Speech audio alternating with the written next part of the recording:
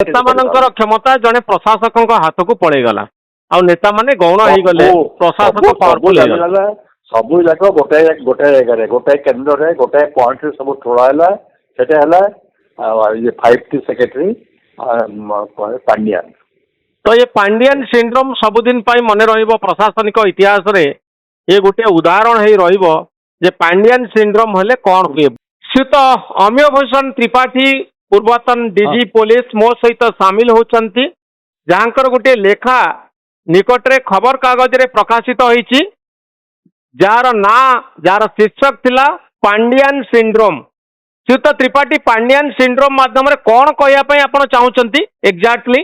Pandian syndrome मोर जो उद्देश्य थिला एई गला जो इलेक्शन हला स्टेट ओडिसा रो प्रशासनिक और राजनीतिक अवस्था को अवस्था थिला से विषय टिके इम्प्रेशन जनता मान को जणेबा को लिखिथिली। हाँ आप जानी विजय पांड्यान ये नवीन बाबू सेक्रेटरी थे सी गला के वर्ष है अति प्रतापी हो गले अति प्रभावशाली हेले एवं प्राइवेट सेक्रेटरी आ गए 5T बोली गोटे नुआ डिपार्टमेंट करागला 5T सेक्रेटरी करागला आ से एत प्रभावशाली हेले जे नवीन बाबू ऊपर संपूर्ण निर्भर कले यही निर्भर कले कर ठीक अच्छे आगुरी सेमती निर्भर कला प्रशासन प्रशासक मानकर मुख्यमंत्री सागर जो आलोचना जोटे आगुरी चलुला से सब पूरापूरी बंद हो गला। प्रशासक अवांछित अवांतर गले राजनीतिक नेता माने सेमाने मध्य अलड़ा हो गले समग्र ओडिशा एकदम पांड्यानमय होगा। मु मो 62 बैच ऑफिसर 64 रे ओडिशा काम आरंभ कली एंड ऑफ द सेंटर को रिटायर कली केते सीएमओ केते पीएमओ देखी एपरी अवस्था है नथिला। नवीन बाबू 24 वर्ष को जदि दिभाग करा जाए 12 वर्ष प्रथम 12 वर्ष प्यारीमोहन महापात्र थे प्यारीमोहन महापात्र से जड़े रिटायर्ड ऑफिसर थे तापरे नवीन बाबू परामर्शदाता है कि से अति प्रभावशाली हेले बेले प्रशासक मानकर मुख्यमंत्री संगे जो सब आलोचना करवा जो फाइल डिस्कसन करवा आलोचना करवा मीटिंग अटेंड करवा जहाँ करे होता प्यारीमोहन बाबू सब डिसीजन होते सब चली गोटे प्रशासन साधारण जो नियम हवा कथा से मोटामोटी चली जदि से बहुत कमी जाइला किंतु पांड्यान आसला से सब बंद हो गला कारण मो नवीन बाबू जो आरंभ कले मुख्यमंत्रित्व से प्राय 2005-2006 पर्यंत मोर किसी ना कि इंटराक्शन होता से मीटिंग होता मंत्री रेवेन्सा कॉलेज को इन्वेस्ट करने बहुत चेष्टा करूँ से जो मीटिंग होता नवीन बाबू आमको समय दौले जो सभा होता से मंत्री आसुले चीफ सेक्रेटरी आसुले एजुकेशन सेक्रेटरी आसुले आलोचना होता किंतु over a period of time particularly Pandian पर ऐसे बंद हो गला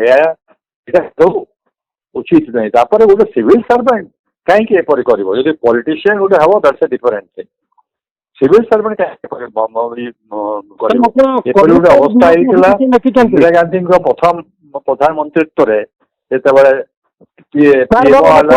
सर मोर गोटे क्वेश्चन थिला सर सीएम आपन गोटे कमिटेड ब्यूरोक्रेसी कथा लिखिचंती ए कमिटेड ब्यूरोक्रेसी माने कोन आकर अनुगत्य रहिबो व्यवस्था प्रति इति कमिटेड ब्यूरोक्रेसी रो प्रॉब्लम कोन हैला ओडिसा रे इंदिरा गांधी एतबडा आछले नेहरू थिला पर्यंत माने डेमोक्रेसी और एडमिनिस्ट्रेशन तार प्यूरिटी छोटा पूरापूरी सजाग थिला नेहरू 17 वर्ष पूरा सेक्रेटरी कहीं नथिले गोटे जॉइंट सेक्रेटरी थे जॉइंट सेक्रेटरी मात्र सेक्रेटरी थे से रही सेक्रेटरी टू पीएम यही व्यवस्था आरंभ है लाल बहादुर शास्त्री आसिले ସେଇ କାମରେ ସେକ୍ରେଟାରୀ କଲେ। କିନ୍ତୁ ଯେତେବେଳେ ଇନ୍ଦିରା ଗାନ୍ଧୀ ଆସିଲେ ସେତେବେଳେ ତାପରେ କଂଗ୍ରେସ ଡିଭିଜନ ଇଏ ହେଲା ସେ ହେଲା ଇନ୍ଦିରା ଗାନ୍ଧୀ ନିଜକୁ ସୁରକ୍ଷିତ ମନେ କରୁନଥିଲେ। ସେଥିପାଇଁ ସେ ଆରମ୍ଭ କଲେ ଗୋଟେ ପିଏମଓ ଏବଂ କେବଳ ପିଏମଓ ନୁହେଁ ସେ ଚାହିଁଲେ କମିଟେଡ ବ୍ୟୁରୋକ୍ରାସି ଆଉ କମିଟେଡ ଜୁଡିସିଆରୀ ଏବଂ ଜୁଡିସିଆରୀ କମିଟେଡ ବ୍ୟୁରୋକ୍ରାସି ମାନେ ସେମାନେ କମିଟେଡ ବ୍ୟୁରୋକ୍ରାସି ଆଉ କମିଟେଡ ଜୁଡିସିଆରୀ ମାନେ କଣ? ହଁ କହୁଛି ପରା କମିଟେଡ ବ୍ୟୁରୋକ୍ରାସି ମାନେ ଯାହା ପାର୍ଟିର ନୀତି ହେବ ସେଇଟା ପୁରାପୁରି ପ୍ରଶାସନ ତାକୁ ମାନିବ ଆଉ ସେଥିରେ ମତଭେଦରେ ପ୍ରଶ୍ନ ନାହିଁ। ସେଟା ହେଲା କମିଟେଡ ବ୍ୟୁରୋକ୍ରାସି।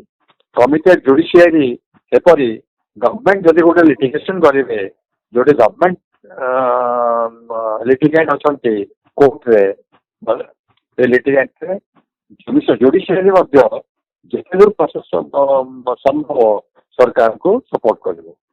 ତ ଏସବୁ ତ କଣ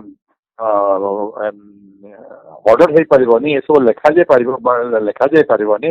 ଏସବୁ ହେଇପାରିବ ଯେତେବେଳେ ଜନ ମନ ଯିଏ ଆପଣଙ୍କ ତାଙ୍କ କଥା ଶୁଣିପାରିବେ ସେପରି ବ୍ୟକ୍ତିମାନଙ୍କୁ ନିଯୁକ୍ତି ଦେଲେ ଏସବୁ ହେଇପାରିବ। ସେଥିପାଇଁ ତାଙ୍କର ଯିଏ ସବୁ ଲୟାଲିଷ୍ଟ ପିଏମଓରେ ସବୁ ଲୟାଲିଷ୍ଟ ରହିଲେ। କମିଟେଡ ଜୁଡିସିଆରୀ ଆପଣମାନଙ୍କ ମନେ ଥିବ ସେତେବେଳେ ସୁପ୍ରିମକୋର୍ଟରେ ଚିଫ୍ ଜଷ୍ଟିସ କେମିତି ସୁପରସିଡ୍ ହେଇଗଲା। ଦି ଜଣ ସିନିୟର ଚିଫ୍ ଜଷ୍ଟିସକୁ ସୁପରସିଡ୍ କରି ଏନ୍ ରୟ ତାଙ୍କୁ କଲେ ଚିଫ୍ ଜଷ୍ଟିସ। ସେତେବେଳେ ଗୋଟେ ତୁମୁଳ ଝଡ଼ ହେଲା, ବହୁତ ସମାଲୋଚନା ହେଲା। ତାକୁ କୁହାଯାଏ କମିଟେଡ ବ୍ୟୁରୋକ୍ରାସି କମିଟେଡ ଜୁଡିସିଆରୀ ତାକୁ କୁହାଯାଏ। ତ ସେଇଟା ସେତେବେଳକୁ ପିଏମଓ ଯେ ଥିଲା ତାଙ୍କ ସେକ୍ରେଟାରୀ ଥିଲେ ପିଏନ୍ ହାକ୍ସର ଜଣେ କାଶ୍ମୀରୀ ଆଉ ତାଙ୍କର ଗୋଟେ ଉପଦେଷ୍ଟା ଥିଲେ ଆଉ 4 ଜଣ କାଶ୍ମୀରୀ। ସେତେବେଳେ ସେମାନେ କୁହାଯାଉଥିଲା କାଶ୍ମୀରୀ ମାଫିଆ। ସେମାନେ ସବୁ ବ୍ରିଲିଆଣ୍ଟ ଆଡମିନିଷ୍ଟ୍ରେଟର, ସେମାନେ ସମସ୍ତେ ବ୍ରିଲିଆଣ୍ଟ ଲୋକ ଥିଲେ କିନ୍ତୁ ସେମାନେ committed to Indira Gandhi principle. ସେଇଟା ହେଲା ପରେ ଇମର୍ଜେନ୍ସି ହେଲା। ସେଇ ଯୋଉ ପିଏମଓ ଇନ୍ଦିରା ଗାନ୍ଧୀ ଷ୍ଟାର୍ଟ କରିଥିଲେ ଇମର୍ଜେନ୍ସି ସରିଗଲା ପରେ ଯେ ସେଟା ବନ୍ଦ ହେଇଗଲା ବୋଲି କହିହେବନି, ସେଟା ଚାଲିଛି। କେତେ ମଝିରେ ରାଜୀବ ଗାନ୍ଧୀ ହେଲେ ରାଜୀବ ଗାନ୍ଧୀ ବେଳକୁ ପ୍ରଶାସନ ସାଧାରଣ ଥିଲା ବିଭିନ୍ନ ସମୟ। କିନ୍ତୁ ଅଟଳ ବିହାରୀ ବାଜପେୟୀ ଯେତେବେଳେ ଆସିଲେ ଅଟଳ ବିହାରୀ ବାଜପେୟୀ ନେହେରୁଙ୍କ ଭଳିଆ ତାଙ୍କ ଗଣତାନ୍ତ୍ରିକ ମୂଲ୍ୟବୋଧ ବହୁତ ଥିଲା। କିନ୍ତୁ ତାଙ୍କର ଯୋଉ ସେକ୍ରେଟାରୀ ଆସିଲେ ବ୍ରଜେଶ ମିଶ୍ର ସେ ଭାରି ପ୍ରଭାବଶାଳୀ ହେଲେ। ତଥାପି ପ୍ରଭାବଶାଳୀ ହେଇକି ମଧ୍ୟ ସେ କେବେ ତାଙ୍କ କ୍ଷମତାର ଅପବ୍ୟବହାର କରିନଥିଲେ। ବର୍ତ୍ତମାନ ନରେନ୍ଦ୍ର ମୋଦୀ ଯେତେବେଳେ ଆସିଲେ ନରେନ୍ଦ୍ର ମୋଦୀ ବେଳକୁ ବର୍ତ୍ତମାନ ପିଏମ୍ ଆଗେନ୍ ଇନ୍ଦିରା ଗାନ୍ଧୀଙ୍କ ଭଳିଆ ବହୁତ ପାୱାରଫୁଲ। ସେ ଆସିଲା ପରେ ଯୋଉ ସେକ୍ରେଟାରୀ ନୃପେନ୍ଦ୍ର ମିଶ୍ର ତାଙ୍କୁ ଯେତେବେଳେ ସେକ୍ରେଟାରୀ ଭାବେ ଆପଏଣ୍ଟମେଣ୍ଟ ଦେଲେ ସେତେବେଳକୁ ଗୋଟେ ଆଇନ ସଂଶୋଧନ କରିବାକୁ ପଡ଼ିଲା। କାରଣ ସେ ଗୋଟେ ପୋଷ୍ଟ ଷ୍ଟାଚ୍ୟୁଟରୀ ପୋଷ୍ଟ ହୋଲ୍ଡ କରୁଥିଲେ। ତାପରେ 2 ବର୍ଷ ପାଇଁ କୌଣସି କାମ କରିପାରିନଥାନ୍ତେ। ସେଥିପାଇଁ ସେ ଆଇନକୁ ସଂଶୋଧନ କରିକି ନୃପେନ୍ଦ୍ର ମିଶ୍ରଙ୍କୁ ସେକ୍ରେଟାରୀ କରାଗଲା। ତାପରେ ବର୍ତ୍ତମାନ ପିକେ ମିଶ୍ର ସେକ୍ରେଟାରୀ ଅଛନ୍ତି, Ajit Doval national security adviser. ସେମାନେ ବର୍ତ୍ତମାନ ପିଏମଓ ବହୁତ ପାୱାରଫୁଲ ଯାହା ଇନ୍ଦିରା ଗାନ୍ଧୀଙ୍କ ବଢ଼ିଆ ଥିଲା। ସିଏ ଓଡ଼ିଶାରେ ମଧ୍ୟ ପିଏମଓ କଥା ଆପଣ ଦେଖିବେ ଆମେ ପ୍ରଥମେ ଗୋଟେ ସେକ୍ରେଟାରୀର ଉପଲବ୍ଧି କଲୁ ପଞ୍ଚାନନ ତ୍ରିପାଠୀ ଯେତେବେଳେ ନରେନ୍ଦ୍ର ସିଂହଙ୍କର ସେକ୍ରେଟାରୀ ହେଲେ। ବହୁତ ଭଦ୍ରଲୋକ ଥିଲେ, କିଛି ଅସୁବିଧା ନଥିଲା, ବହୁତ ବଢ଼ିଆ ଚାଲିଥିଲା। ତାପରେ ଯେତେବେଳେ ରଞ୍ଜନ ଶତପଥୀ ଆସିଲେ ମାନେ ତାଙ୍କ ପ୍ରଥମ ମୁଖ୍ୟମନ୍ତ୍ରୀଙ୍କ ସମୟରେ ମଧ୍ୟ ଅଳ୍ପ ସମୟ ରହିଥିଲେ, କିଛି ନଥିଲା। ଚିତ୍ରକାନ୍ତ ମହାପାତ୍ର ତାଙ୍କର ସେକ୍ରେଟାରୀ ଥିଲେ। ଯେତେବେଳେ ଦ୍ୱିତୀୟ କାଳରେ ଆସିଲେ ତାପରେ ପରେ ଏମର୍ଜେନ୍ସି ହେଲା, ରମାକାନ୍ତ ରଥ ଆସିଲେ। ରମାକାନ୍ତ ରଥ ବହୁତ କ୍ଷମତାଶାଳୀ ହେଲେ, ବହୁତ ପ୍ରଭାବଶାଳୀ ହେଲେ ଏବଂ ସିଏମଓ ସେତେବେଳେ ସିଏମଓର ପ୍ରଭାବ ଏବଂ କ୍ଷମତା ସେତେବେଳେ ଜଣା ପଡ଼ିଲା ଯେ ଅନ୍ୟ ଅଫିସର ମାନେ ଚିଫ୍ ସେକ୍ରେଟାରୀ ଆସିକି ଆରମ୍ଭ କରିକି ଅନ୍ୟ ଅଫିସର ମାନେ ସମସ୍ତେ ତାଙ୍କ ଆଗରେ ବଳିଦ ଏବଂ ନ୍ୟୁନ। ସେଇଟା ସେତେବେଳେ ଜଣା ପଡ଼ିଲା। ତାପରେ ନୀଳମଣି ରାଉତ ଆସିଲେ। ନୀଳମଣି ରାଉତ ଆସିଲା ପରେ ହେମନ୍ତ ତାଙ୍କର କିଛି ଏକେ ବିଶ୍ୱାଳ ଥିଲେ, ସବୁ ଜେନେରାଲି ଠିକ ଠାକ ଥିଲା, କିନ୍ତୁ ସିଏମ ପ୍ରଭାବଶାଳୀ ଥିଲା। ସେଇ ଦିନଠୁ ସିଏମ ପ୍ରଭାବଶାଳୀ ଚାଲିଛି ଏବଂ ତାହା ନବୀନ ପଟ୍ଟନାୟକ ଆସିଲେ ଏଇ 24 ବର୍ଷ ଦୀର୍ଘ 24 ବର୍ଷ ରହିକି ଏଇ ଯୋଉ ମୁଁ କହିଲି 12 ବର୍ଷ ହେଇକି ଗୋଟେ ସମୟରେ ପରିବହନ ମହାପାତ୍ର ଏବଂ ତାପରେ ପାଣ୍ଡିଆନ, ଜାନକୀ ପଟ୍ଟନାୟକ ରହିଲେ 80ରେ ଆସିଲେ। ଜାନକୀ ପଟ୍ଟନାୟକ ବେଳକୁ ସୁଧାଂଶୁ ମିଶ୍ର ରହିକି ସେ ଅତି ପ୍ରଭାବଶାଳୀ ଥିଲେ ଏବଂ ସେ ରାଜନୀତିରେ ମଧ୍ୟ ଜଡ଼ିତ ହେଇଗଲେ।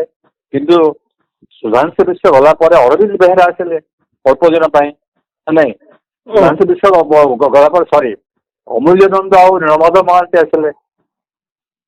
ଅମୂଲ୍ୟ ନନ୍ଦ ନୀଳମାଧବ ମହାନ୍ତି ଯେତେବେଳେ ଜାନକୀ ପଟ୍ଟନାୟକ ସେକ୍ରେଟାରୀ ରହିଲେ ସେତେବେଳେ ମଧ୍ୟ ସେମାନେ ବେଶୀ କିଛି ନିଜର ଉପସ୍ଥିତି କିମ୍ବା ନିଜର ପ୍ରଭାବ କିମ୍ବା ନିଜର କିଛି ଦେଖାଉନଥିଲେ।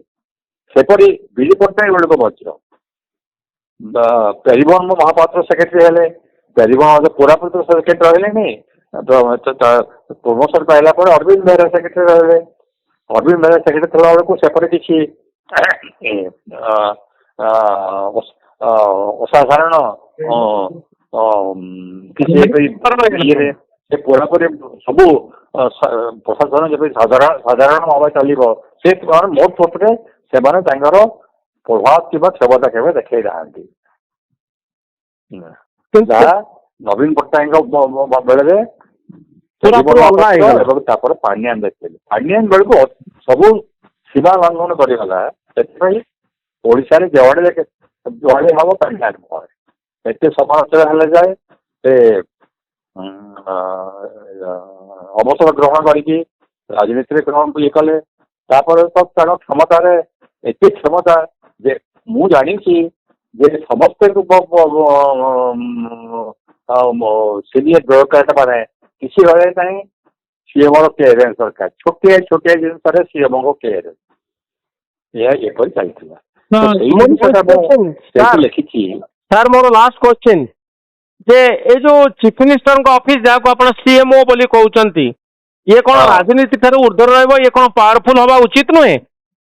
ଏଇ ତ ସିଏମଓ ପାଇଁ ଯେପରି ସେକ୍ରେଟାରୀ ମାନେ ଚିଫ ସେକ୍ରେଟାରୀ ଏମାନେ କିପରି ଫଙ୍କସନ କରିବେ, ଫାଇଲ କିପରି ଡିସ୍ପୋଜ କରିବେ, କାହାକୁ ରିପୋର୍ଟ କରିବେ, ସେଥିପାଇଁ ସେକ୍ରେଟାରୀ ମାନୁଆଲ ଯେପରି ଅଛି ସିଏମଓ ବୋଲି ପାଇଁ କିଛି ନାହିଁ ନା, କିଛି ନିୟମାବଳୀ ନାହିଁ।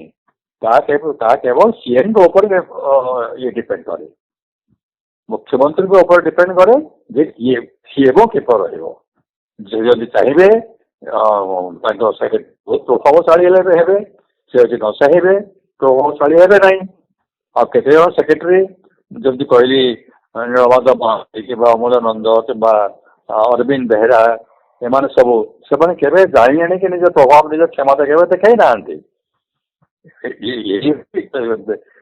ଏଇ ଯୋଉ ଗଲା କେତେ ବର୍ଷ ହେଲା ଯେ ଯୋଉ ଗୋଟେ ଅବସ୍ଥା ସୃଷ୍ଟି ହେଲା ଯେ ଆଉ କାହାରି କିଛି, ସବୁଠୁ ଦୁଃଖର ବିଷୟ ଗୋଟେ ଗଣତନ୍ତ୍ରରେ ରାଜନୀତିଙ୍କ ନେତା ମାନଙ୍କ କିଛି ଭଏସ ରହିଲା ନାହିଁ ନା, ସେଇଟା ହଉଛି କଥା। ପ୍ରଶାସକ ମାନେ ତ ସ୍ଥାଣୁ ହେଇଗଲେ, ରାଜନୈତିକ ନେତାମାନେ ମଧ୍ୟ ନେତାମାନଙ୍କର କ୍ଷମତା ଜଣେ ପ୍ରଶାସକଙ୍କ ହାତକୁ ପଳେଇଗଲା, ଆଉ ନେତାମାନେ ଗୌଣ ହେଇଗଲେ, ପ୍ରଶାସକ ସବୁ ଯାକ ଗୋଟାଏ ଜାଗାରେ ଗୋଟାଏ କେନ୍ଦ୍ରରେ ଗୋଟାଏ ପଏଣ୍ଟରେ ସବୁ ଠୋଳା ହେଲା। ସେଟା ହେଲା 5th ସେକ୍ରେଟାରୀ ପାଣ୍ଡିଆନ। ତ ଏ ପାଣ୍ଡିଆନ ସିଣ୍ଡ୍ରୋମ ସବୁଦିନ ପାଇଁ ମନେ ରହିବ ପ୍ରଶାସନିକ ଇତିହାସରେ। ଏ ଗୋଟେ ଉଦାହରଣ ହେଇ ରହିବ ଯେ ପାଣ୍ଡିଆନ ସିଣ୍ଡ୍ରୋମ ହେଲେ କଣ ହୁଏ। ବହୁତ ଧନ୍ୟବାଦ ଶ୍ରୀଯୁକ୍ତ ତ୍ରିପାଠୀ। ପାଣ୍ଡିଆନ ସିଣ୍ଡ୍ରୋମ ଗୋଟେ ବିଲକ୍ଷଣ, ଗୋଟେ ପ୍ରଶାସନ କିପରି ଚାଲିବ ସେଥିପାଇଁ ନିୟମାବଳୀ ଅଛି, ସେଥିପାଇଁ ଗୋଟେ ସିଷ୍ଟମ ଅଛି। ସେଇ ସିଷ୍ଟମ ସେଇ ନିୟମାବଳୀ ଯୋଉ ଆପଣ ଯେତେବେଳେ ବିଚ୍ୟୁତ ହେବେ ସେ ଗୋଟେ ବିଲକ୍ଷଣ। ଗୋଟେ ସିଣ୍ଡ୍ରୋମ ତ ପରମାନେଣ୍ଟ ନୁହେଁ, ସିଣ୍ଡ୍ରୋମ ତ ହଉଛି ଗୋଟେ ବିଲକ୍ଷଣ ଯୋଉଟା କରେକ୍ଟ କରାଯାଇ ପାରିବ। ଯାହାକୁ ସଂଶୋଧନ କରିବା ଜରୁରୀ। ନୂଆ ଚିଫ୍ ମିନିଷ୍ଟର ଆସିଛନ୍ତି, କଣ ହଉଛି ଦେଖିବା।